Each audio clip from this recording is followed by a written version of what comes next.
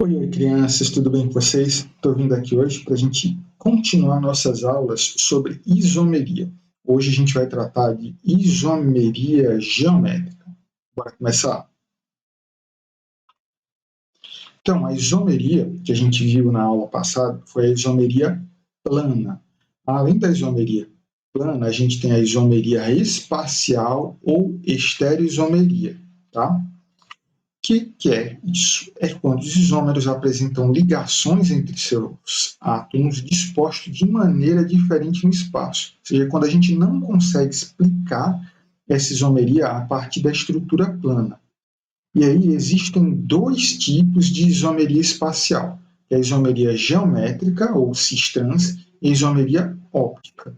Hoje a gente vai focar na isomeria geométrica. A isomeria óptica a gente vê numa próxima aula, tá bom?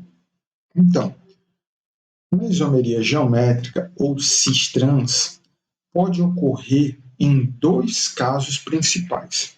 Primeiro, em compostos que têm duplas ligações ou em compostos cíclicos, que são aqueles fechados. A gente vai observar cada um desses casos, tá bom? Nos compostos com dupla ligação, a gente tem que ter essa estrutura aqui para ser observada.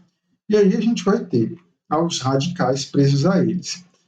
Repara que eu coloquei os radicais 1 e 2 ligados nesse carbono aqui. É importante que eles sejam diferentes. R1 não pode ser igual ao R2.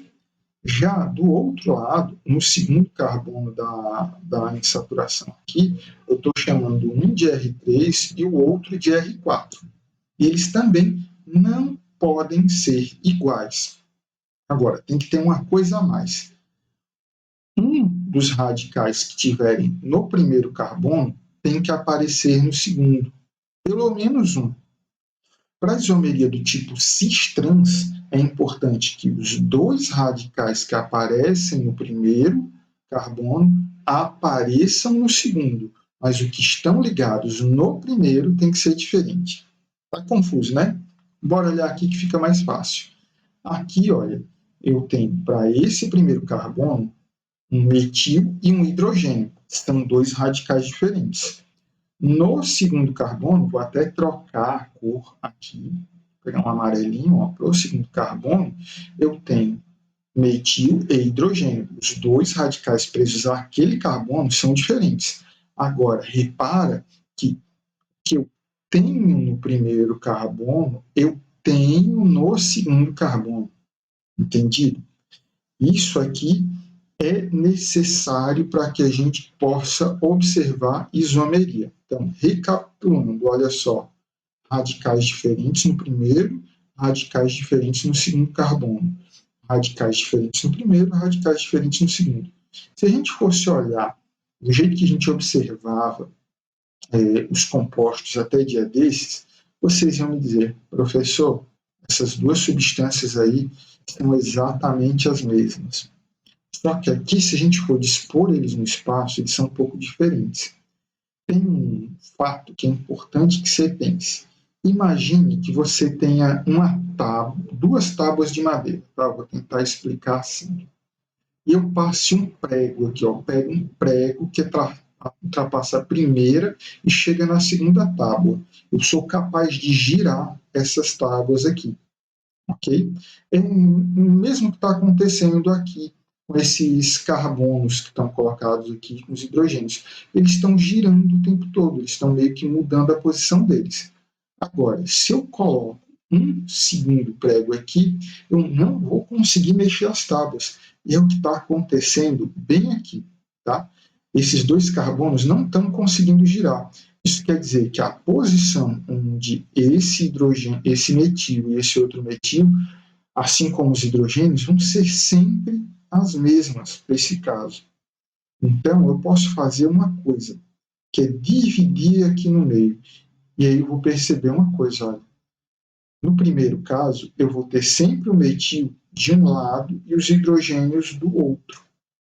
E no segundo caso, eu nunca vou ter os metis do mesmo lado e o hidrogênio do mesmo lado. Tá? Por um lado, estou fazendo essa divisão aqui imaginária, aqui, ó, traçando uma linha no meio da ligação dupla. Tá? Os compostos que estão do mesmo lado, a gente chama de cis, tá? A estrutura que apresenta os átomos de hidrogênio no mesmo lado do plano é a forma cis, tá?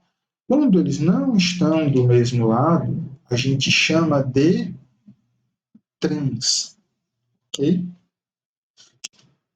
Nos compostos cíclicos, ou seja, de cadeia fechada, o que a gente observa é parecido. A gente não vai ter como ter aquele giro no plano.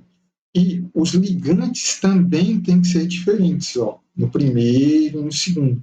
Repara que o raciocínio é parecido. Aqui eles estão separados, né? Se eu traçar uma linha aqui no meio, ó, eles estão de lados opostos, eu vou chamar isso aqui de trans. No outro, se eu olhar aqui de novo, ó, continuar o meu traçado, os hidrogênios aqui estão do mesmo lado, eu chamo eles de cis. Ou seja, o raciocínio é o mesmo. Agora, tem pontos importantes. Tem situações em que eu não vou ter hidrogênio. Na explicação que estou dando aqui, eu estou pedindo para que vocês observem o hidrogênio. Quando o hidrogênio está do mesmo lado, ele é cis. Quando ele está de lados opostos, ele é trans. Está explicando isomeria cis-trans. Existem casos em que simplesmente não existem dois átomos de hidrogênio nos carbonos da ligação dupla. Aí o PAC pede para a gente usar os prefixos Z e E.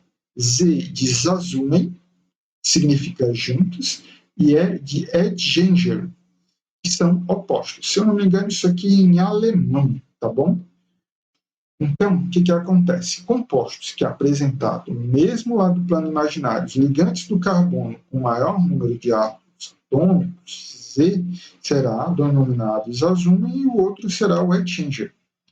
Então, olha só, estou criando aqui uma divisão, tá?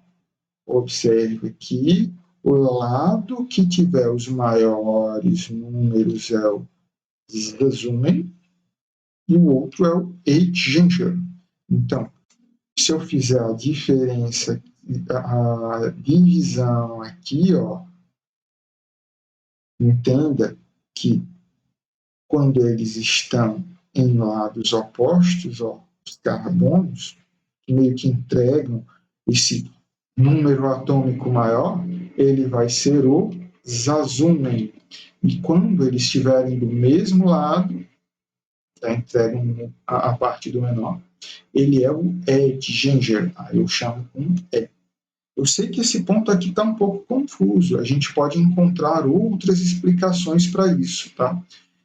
Por exemplo, posso pensar, em vez de olhar o lado menor ou o lado maior, eu simplesmente divido a cadeia, como a gente estava fazendo agora, e observa aqueles que se repetem. Tá? Quem é que está se repetindo aqui? No caso, os radicais estão se repetindo. Se os radicais estiverem de lados opostos, eu posso chamar de Zazumen. Quando eles estiverem do mesmo lado, eu chamo de Ettinger. Às vezes é mais fácil do que contar os números atômicos, tá? Não vai resolver em todos os casos, mas resolve na grande maioria. Pessoal, espero que você tenha entendido até aqui que os isômeros do tipo cis-trans são aqueles que a gente não consegue explicar a partir das suas fórmulas planas, tá? Que eles são isômeros, têm propriedades químicas e físicas diferentes e que a gente tem que observar situações diferentes para poder dar explicação para essas propriedades diferentes. No nosso caso aqui são compostos cíclicos ou compostos que possuam insaturação na cadeia e que, dependendo de como as substâncias que estão ali se dispõem, a gente vai ter uma substância cis ou trans, uma Ettinger ou Zazumen, tá bom? Eu sei que dúvidas ficaram, e essas dúvidas coloca aqui embaixo nos comentários, eu tento tirar por aí, ou então me procura pessoalmente, que eu estou aqui para ajudar vocês. Se cuidem, até uma próxima. Tchau, tchau.